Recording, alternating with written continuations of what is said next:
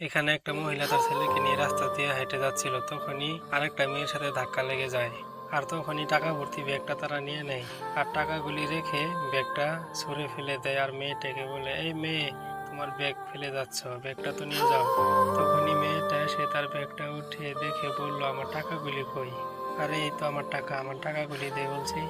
আর তখনই মহিলা মেয়েটির হাত ধরে ফেলে আর বলে, "এই টাকাগুলি তো তোর না, টাকাগুলি তুই চুরি করেছিস, দাঁড়া, তোকে আমি পুলিশে দেব।"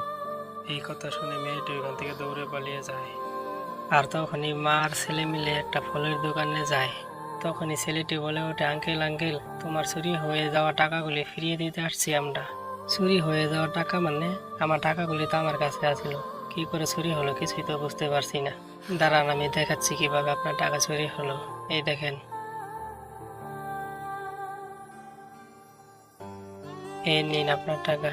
বোন তোমাকে